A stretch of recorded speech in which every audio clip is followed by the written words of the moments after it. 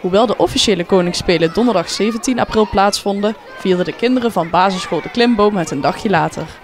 Door het slechte weer vond het feest binnen plaats, maar dat mocht de pret niet drukken. We zijn gestart met de opening hier in de aula en daar hebben alle kinderen samen met elkaar de openingsdans gedaan van de Koningsspelen, de Baila Baila. En daarna zijn we in de klas gegaan en hebben ze gezellig met de klas ontbeten. En toen zijn ze begonnen met het programma.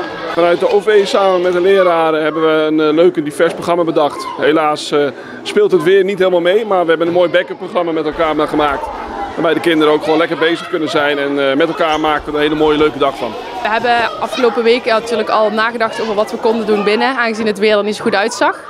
En uiteindelijk hebben we ervoor gekozen om het programma binnen in de verschillende klassen te doen. Dus de groepen zoals we buiten bedacht hadden zijn hetzelfde. Alleen natuurlijk is het bewegen wat minder mogelijk in school.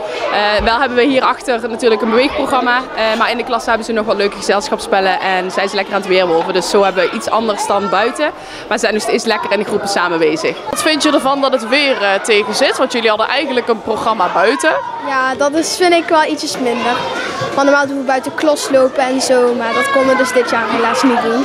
Je had net het ballonnenparcours gedaan, zag ik. Wat vond je ervan? Ik vond het heel erg leuk om te doen. Het is ook heel leuk opgezet en gemaakt. Dus. Ik vind het wel gewoon een leuke dag om de verjaardag van de koning te vieren.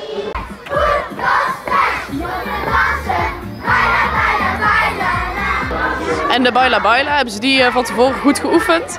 Zeker, ze zijn al een paar weken bezig in de klasse tijdens de gymles, maar ook in de klasse gewoon bezig geweest met het oefenen ervan. Thuis regelmatig voorbij horen komen en zien komen in het dansje, dus dat zat er goed in, ja.